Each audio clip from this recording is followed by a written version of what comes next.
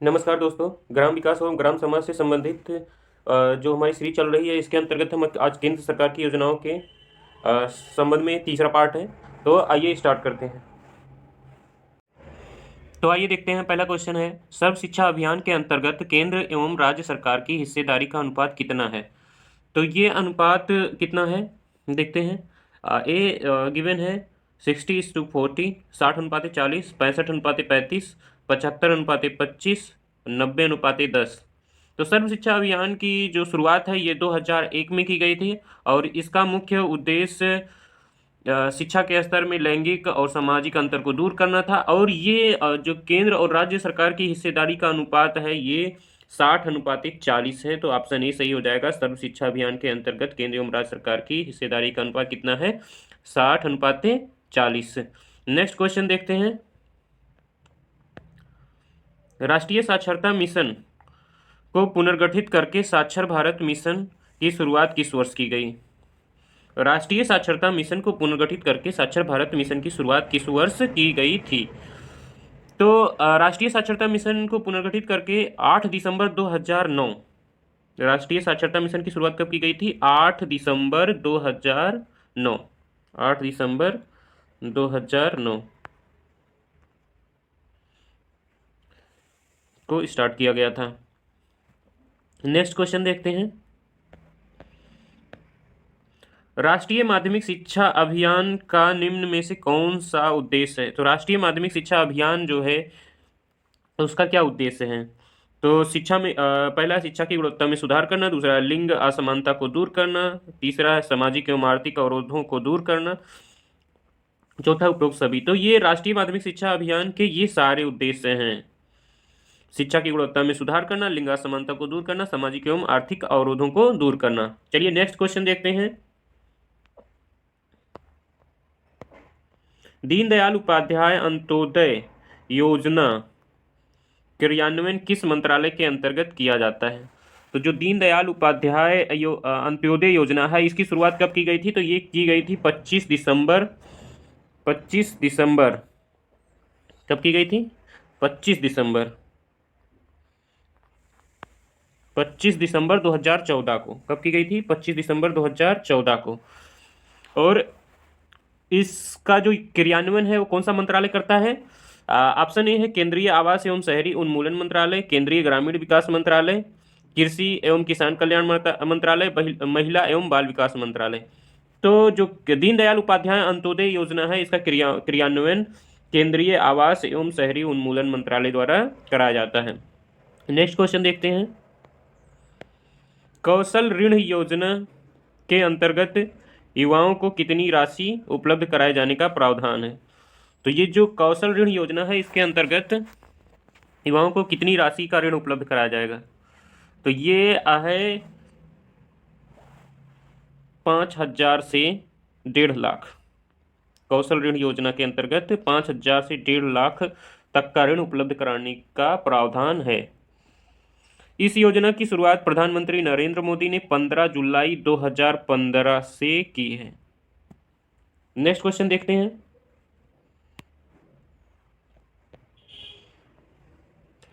प्रधानमंत्री नरेंद्र मोदी द्वारा वर्ष 2015 में देश के किस राज्य से बेटी बचाओ बेटी पढ़ाओ योजना का शुभारंभ किया? तो ये तो बहुत ही फेमस क्वेश्चन है, सभी को पता होगा।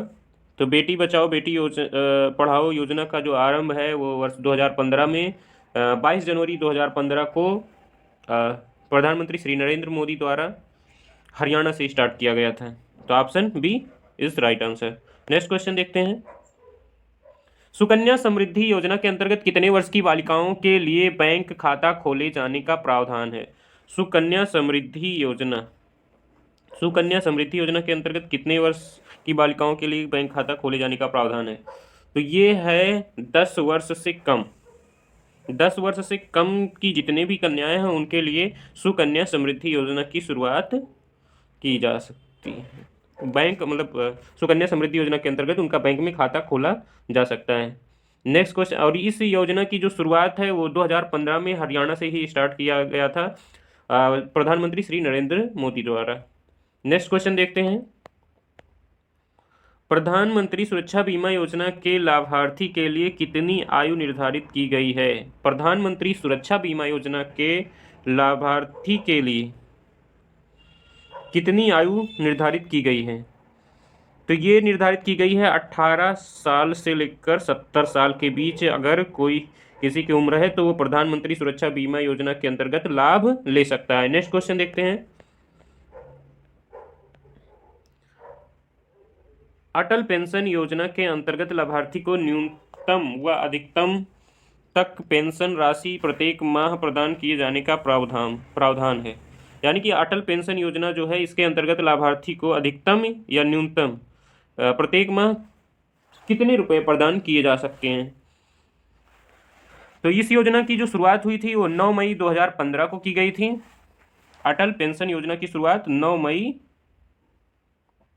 2015 को की गई थी और इसमें 18 से 40 वर्ष तक की आयु के जो भी असंगठित क्षेत्र के श्रमिक हैं वो इससे जुड़ सकते हैं और 60 वर्ष की आयु के पश्चात कम से कम 1,000 और अधिकतम 5,000 तक के लिए प्रतिमाह पेंशन देने का प्रावधान है। तो 60 वर्ष की आयु क्रॉस करने के बाद कम से कम 1,000 और अधिकतम 5,000 रुपये का पेंशन मिल सकता है। नेक्स्ट क्वेश्चन देखते हैं। गर्भवती महिलाओं को निःशुल्क उपचार उपलब्ध करवाने हेतु कौन सी योजना प्रारंभ की गई है? तो ये जो वंदे मातरम योजना है इस योजना की शुरुआत वर्ष 2004 में प्रारंभ किया गया था। वंदे मातरम योजना वर्ष 2004 में प्रारंभ की गई थी और इसी के तहत जो भी गर्भवती महिलाएं हैं उनको निःशुल्क उपचार उपलब्ध कराए जाने का प्रावधान है। नेक्स्ट क्वेश्चन देखते हैं। स्वच्छ भारत अभियान के अंतर्गत वर्ष 2019 ग्रामीण भारत में कितने शौचालय बनाए जाने का लक्ष्य है?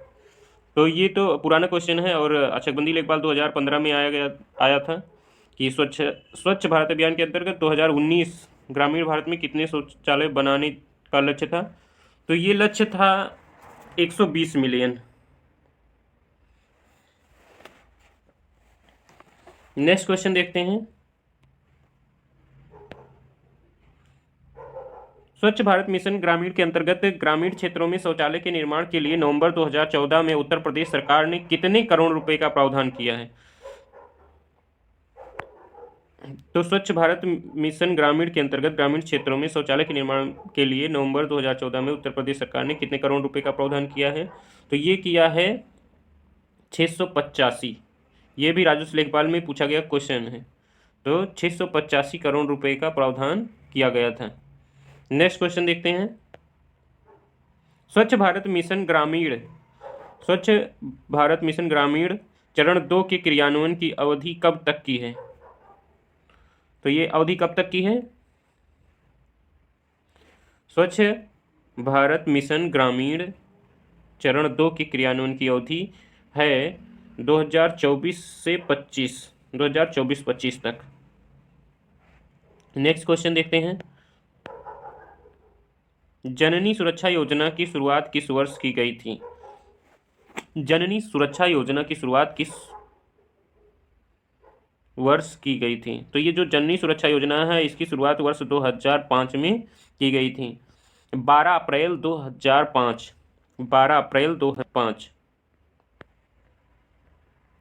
में जननी सुरक्षा योजना की शुरुआत की गई थी।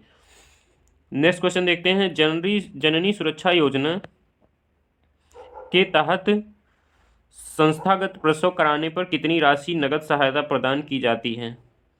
तो ये जो जननी सुरक्षा योजना है इसके तहत संस्थागत प्रसव कराने के लिए 1400 रुपये नगद प्रदान किए जाने का प्रावधान है। नेक्स्ट क्वेश्चन देखते हैं। राष्ट्रीय बाल स्वास्थ्य कार्यक्रम के तहत किस आयु के बच्चे लाभार्थी के रूप में शामिल होते हैं? तो राष्ट्रीय बाल स्वास्थ्य कार्यक्रम है इसके अंतर्गत किस वर्ष तक के बच्चों को लाभार्थी के रूप में शामिल किया जाता है? तो ये शामिल होते हैं जन्म से 0 वर्ष से 18 वर्ष के बच्चे राष्ट्रीय बाल स्वास्थ्य कार्यक्रम के अंतर्गत शामिल होते हैं। नेक्स्ट क्वेश्चन देखते हैं।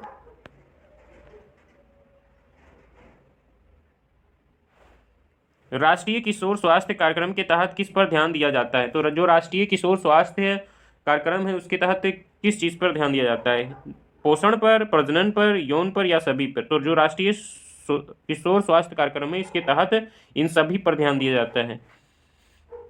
राष्ट्रीय किशोर स्वास्थ्य कार्यक्रम की शुरुआत 7 जनवरी 2014 को हुई थी और इसमें 10 से 19 वर्ष के जितने भी वयस्क हैं उनके पोषण, यौन, प्रजनन, स्वास्थ्य, नशाखोरी, गैर संक्रामक रोगों और मानसिक स्वास्थ्य, चोर और हिंसा जैसे क्षेत्र पर भी ध्यान दिया जाता है।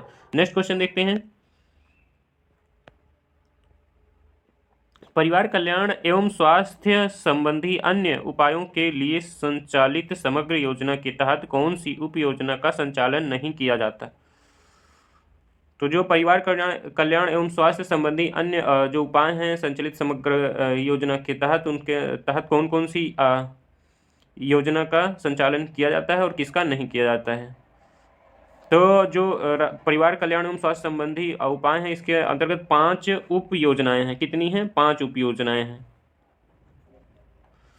तो और इसमें कौन कौन सी उप योजनाएं हैं? स्वास्थ्य नागरिक अभियान, जनसंख्या अनुसंधान केंद्र, स्वास्थ्य सर्वेक्षण एवं स्वास्थ्य अनुसंधान, गर्भ निरोधकों का सामाजिक प्रसार और गर्भ निरोधकों की निःशुल्क आपूर्ति। तो इसके अंदर कौन सा नहीं शामिल है? मासिक धर्म, स्वच्छता, ये सभी शामिल हैं। स्वास्थ्य नागरिक अभियान, जनसंख्या अनुसंधान केंद्र और स्वास्थ्य सर्वेक्षण एवं स्वास्थ्य अनुसंधान, ये भी शामिल हैं। नेक्स्ट क्वेश्चन देखते हैं।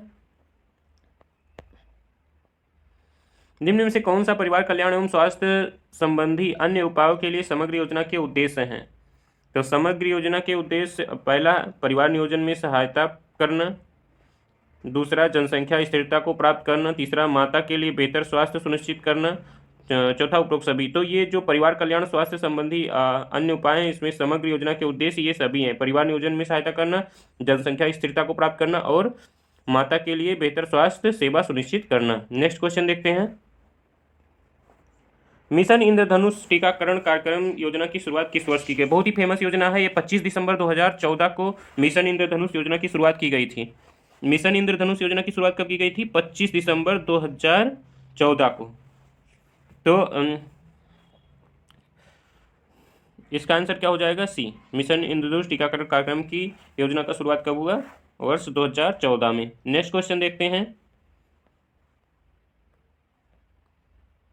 प्रधानमंत्री सुरक्षित मातृत्व अभियान के तहत महीने की किस तारीख को सभी गर्भवती महिलाओं की सार्वभौमिक तौर पर गुणवत्ता युक्त जांच कराई जाती है?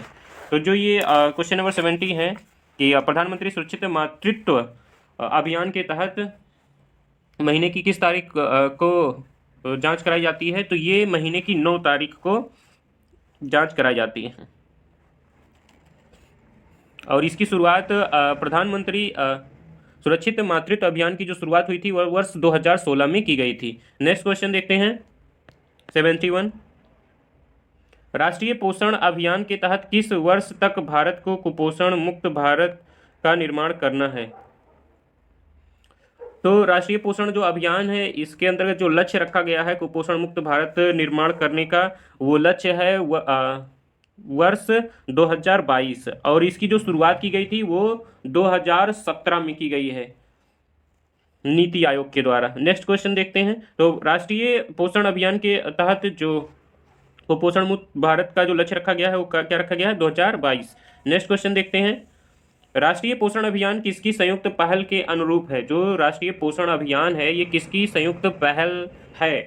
तो ये क्या ये विश्व स्वास्थ्य संगठन का है, सतत विकास लक्ष्य का है, यूनिसेफ का है या इन सभी का? तो जो राष्ट्रीय पोषण अभियान है ये इन सभी का संयुक्त रूप से एक पहल है, विश्व स्वास्थ्य संगठन का, सतत विकास लक्ष्य का और यूनिसेफ का। नेक्स्ट क्वेश्चन देखते हैं। प्रधानमंत्री मातृ वंदना योजना के तहत गर्भवती या स्तनपान कराने वाली महिला को कितने रुपए की वित्तीय सहायता प्रदान की जाती है? तो ये प्रधानमंत्री जो मातृ वंदना योजना है इसकी शुरुआत वर्ष 2017 में की गई थी, 2017 में। और इसके अंतर्गत जो भी गर्भवती महिला या स्तनपान कराने वाली महिला हैं उन्हें कुल 6,000 रुपये की वित्तीय सहायता प्रदान की जाती है। तो यहाँ पे ऑप्शन नंबर बी सही हो जाएगा। नेक्स्ट क्वेश्चन देखते हैं। निम्न में से प्रधानमंत्री मातृ वंदना योजना का उद्देश्य कौन सा है? तो जो प्रधानमंत्री मातृ वंदना योजना है उसका उद्देश्य क्या है? तो उसका उद्देश्य है वित्तीय सहायता प्रदान करना। नेक्स्ट क्वेश्चन देखते हैं। सुरक्षित मातृत्व आश्वासन सुमन योजना को किस वर्ष प्रारंभ किया गया? तो जो सुरक्षित मातृत्व आश्वासन सुमन योजना है इसका प्रारंभ किस वर्ष किया गया है? तो ये इसका जो प्रारंभ है वो केंद्रीय स्वास्थ्य मंत्री डॉक्टर हर्षवर्धन 10 अक्टूबर 2019 को किया था।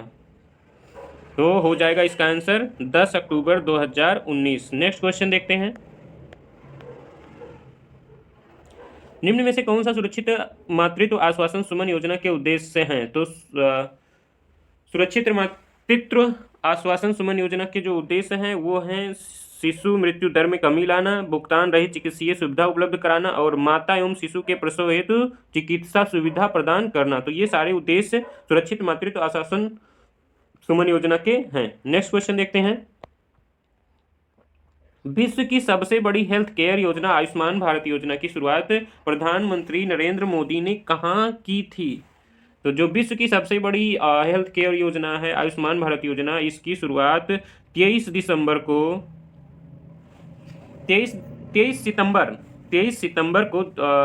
सितंबर 2018 को झारखंड के रांची से की गई थी। इसके तहत जो 50 करोड़ लोगों को सरकारी या प्राइवेट अस्पताल में इलाज कराने की सुविधा के लिए लाभप्रद होगा। तो जो हेल्थ केयर आयुष्मान भारत योजना है इसकी शुरुआत रांची झारखंड से की गई थी और कब की गई थी? 23 सितंबर 2018 को। नेक्स्ट क्वेश्चन देखते हैं। आयुष्मान भारत प्रधानमंत्री जन आरोग्य योजना के तहत द्वितीयक तथा तृतीयक स्वास्थ्य देखभाल हेतु प्रत्येक परिवार को कितने रुपए तक की चिकित्सा सुविधा प्रदान करने का प्रावधान है? तो ये है 5 लाख। कितने रुपए तक का सुविधा दिया जाएगा? 5 लाख रुपया तक का। नेक्स्ट क्वेश्चन देखते हैं। निम्न में से कौन सा जन औषधि योजना के संबंध में सही है? तो जो जन औषधि योजना है उसके संबंध में इनमें से कौन सा कथन सही है? ऑप्शन ए बीमा कवर करना, जेनेटिक दवाएं उपलब्ध कराना, वित्तीय सहायता देना या निःशुल्क जांच कराना। तो जो जन औषधि योजना है इसके अंतर उपलब्ध कराना इसका उद्देश्य है, जेनेरिक दवाएं उपलब्ध कराना। नेक्स्ट क्वेश्चन देखते हैं। राष्ट्रीय आरोग्य निधि का संबंध किससे? तो जो राष्ट्रीय आरोग्य निधि है इसका संबंध है वित्तीय सहायता प्रदान करने से। नेक्स्ट क्वेश्चन देखते हैं।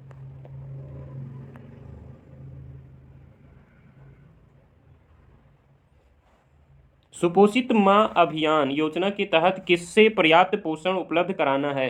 तो जो सुपोषित माँ अभियान है इसके तहत जो गर्भवती महिलाएं हैं और जो स्तनपान कराने वाली माताएं हैं उनको पर्याप्त पोषण उपलब्ध कराए जाने के संबंध में ये योजना की शुरुआत 2020 में राजस्थान के कोटा से की गई थी। तो इसमें क्या आंसर हो जाएगा? इसमें आंसर हो जाएगा डी, बच्चों को, महिलाओं को और माताओं को जो स्तनपान कराती हैं। नेक्स्ट क्वेश्चन देखते हैं। निम्न में से कौन सा सामुदायिक विकास योजना के प्रमुख उद्देश्यों में शामिल था? तो जो सामुदायिक विकास योजना था इसमें कौन सा उद्देश्य शामिल था? पहला, ग्रामीणों का सर्वांगीण विकास करना, ग्रामीणों के मानसिक दृष्टिकोण में बदलाव लाना, व्यक्तित्व का विकास करना और उपरोक्त सभी। तो ये जो सामुदायिक विकास योजना का उद्देश्य था वो इनमें से सभी उद्देश्य थे। नेक्स्ट क्वेश्चन देखते हैं। राष्ट्रीय स्वास्थ्य सुरक्षा बीमा योजना की शुरुआत वर्ष 2008 में किस मंत्रालय द्वारा की गई थी? तो जो राष्ट्रीय स्वास्थ्य सुरक्षा बीमा योजना की शुरुआत वर्ष 2008 में श्रम एवं रोजगार मंत्रालय द्वारा स्टार्ट किया गया था। नेक्स्ट क्वेश्चन देखते हैं। वर्तमान में राष्ट्रीय स्वास्थ्य बीमा योजना का विलय किस योजना में कर दिया गया है? तो जो राष्ट्रीय स्वास्थ्य बीमा योजना थी अब उसका विलय आयुष्मान भारत योजना के अंतर्गत कर दिया गया है। नेक्स्ट क्वेश्चन देखते हैं। माध्याह्न भोजन कार्यक्रम के अंतर्गत माध्याह्न भोजन को पकाने, परोसने व उपभोग करने में स्वच्छता का ध्यान रखने के लिए जांच पड़ताल कितनी आवृत्ति पर करनी चाहिए? तो ये जांच पड़ताल कब कब होनी चाहिए? तो ये योजना जो मध्याह्न भोजन योजना कार्यक्रम है केंद्र सरकार द्वारा 15 अगस्त 1995 में किया गया था। इस योजना की शुरुआत कब की गई थी? तो इस योजना की शुरुआत 15 अगस्त 1995 में की गई थी और ये बहुत ही महत्वपूर्ण योजना है। और इसकी जो भी जांच है वो दैनिक आवृत्ति पे होनी चाहिए, मतलब डेली होनी चाहिए, साफ सफाई को लेकर। नेक्स्ट क्वेश्चन देखते हैं 86 नंबर 86, और आज का लास्ट क्वेश्चन रहेगा।